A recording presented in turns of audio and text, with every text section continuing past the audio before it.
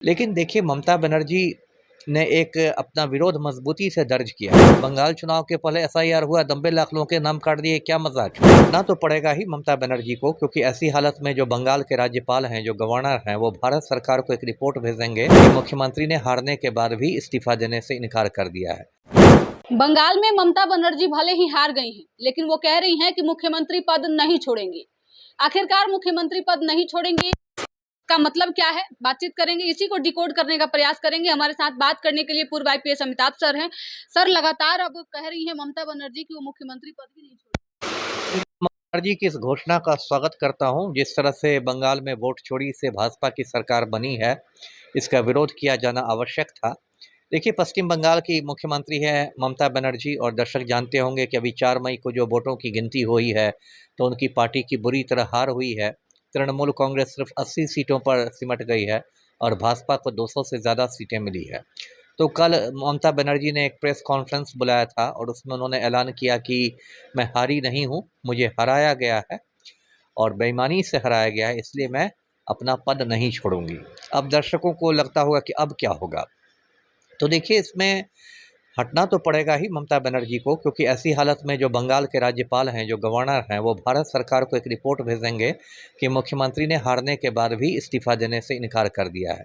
और भारत सरकार के पास असीम शक्तियां हैं। सबसे बड़ी शक्ति है धारा 356 संविधान का, उसमें राष्ट्रपति शासन लग जाएगा। ममता बनर्जी की सरकार को बर्खास्त करके राष्ट्रपति शासन लगा दिया जाएगा। उसके बाद जो वहाँ के राज्यपाल हैं, वो भाजपा नेता को आमंत्रित करेंगे, शुवेंदु अधिकारी को सीएम बनने के लिए, और तब शुवेंदु अधिकारी सीएम बनेंगे। लेकिन देखिए, ममता बनर्जी ने एक अपना विरोध मजबूती से दर्ज किया है, क्योंकि आज़ाद हिंदुस्तान में पहली बार ये हुआ है। ये कोई आम घटना नहीं है। पहली बार ये हुआ है कि कोई मुख्यमंत्री चुनाव हारने के बाद कह रहा है कि मैं इस्तीफा नहीं दूंगा, है ना। और अब ये बात समझिए कि इतिहास में दर्ज हो गई। इस कई कई साल बाद भी इस बात को याद रखा जाएगा, और ऐसा विरोध होना भी चाहिए था, क्योंकि जिस तरह से चुनाव आयोग ने सारी निष्पक्षता छोड़ दी है और वो भाजपा का एजेंट बन के काम कर रहा है। देखिए, बंगाल में एसआईआर जो हुआ, एसआईआर के तहत लगभग 90 लाख मतदाताओं के नाम काट दिए गए, वोटर लिस्ट है। यहाँ तक कि मतगणना के दिन, वोटों की गिनती जिस दिन हुई, उस दिन बहुत धांधली हुई है। बहुत सारे मतगणना केंद्रों पर सीसीटीवी कैमरे खराब थे या खराब कर दिए गए थे। खुद ममता बनर्जी ने आरोप लगाया है कि उनके साथ धक्का मुक्की हुई। तो ये तो लोकतंत्र के लिए बहुत मतलब एक अशुभ संकेत है कि इस तरह से बेईमानी करके, वोट चोरी करके जनादेश को हाईजैक किया जा रहा है। जी। बंगाल में जिस तरीके से नरेंद्र मोदी गए और वहाँ झालमुड़ी खाए, क्या ये झालमुड़ी खाने का ही असर है कि बंगाल में 207 सीटें जीत गई भाजपा? नहीं, नहीं, झाल मुढ़ी तो मैं भी जाके खा लेता, तो मैं उससे देखिए, 10 रुपए की झाल मुढ़ी तो एक नौटंकी का हिस्सा था। वो तो चूँकि मोदी जी की एक फितरत है नौटंकी करने की, तो उन्होंने 10 रुपए की झाल मुढ़ी खाई। ये 10 रुपए की झाल ना, ये झाल मुढ़ी की वजह से भाजपा जीती है, ना अनुराग ठाकुर के माछ भात खाने से जीती है। ये जो भाजपा की प्रचंड जीत हुई है, ये बिल्कुल वोट चोरी की वजह से हुई है और बहुत खुलेआम धांधली की वजह से हुई है। जी। भाजपा तो कह रही है कि लगातार हम लोग अपने कार्यों की वजह से जीत दर्ज कर रहे हैं। विपक्ष ऐसे ही सवाल उठा रहा है। इससे पहले जब दिल्ली का चुनाव हुआ था, तब भी सवाल उठाए गए थे। राहुल गांधी भी बार बार सवाल उठाते हैं। नहीं, तो सवाल उठाते तो हवा में थोड़ी ही उठाते हैं राहुल गांधी। राहुल गांधी ने जब भी सवाल उठाए हैं, उन्होंने तथ्यों के आधार पर सवाल उठाए हैं। उन्होंने दस्तावेजी सबूत पेश किए हैं, और यदि आप काम से ही आ जाते, तब आपको 90 लाख वोटरों के नाम काटने की क्यों जरूरत पड़ जाती है ना। तुरंत चुनाव के पहले, बिहार चुनाव के पहले भी एसआईआर हुआ था। कुछ महीने पहले 65 लाख लोगों के नाम काट दिए गए। बंगाल चुनाव के पहले एसआईआर हुआ, 90 लाख लोगों के नाम काट दिए, क्या मजाक है।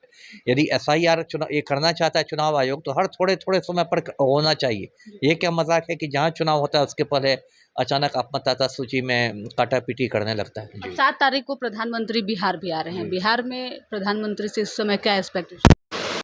एक्सपेक्टेशन क्या होगा। प्रधानमंत्री 7 मई को कल इसलिए बिहार आ रहे हैं क्योंकि जो सम्राट चौधरी मंत्रिमंडल का विस्तार होना है, सम्राट चौधरी ने जब शपथ ली थी 15 अप्रैल को, तो वो बहुत फीका रहा था। उसमें नड्डा को छोड़ के, जेपी नड्डा को छोड़ के कोई केंद्रीय नेता नहीं आया था। ना मोदी आए थे, ना शाह आए थे।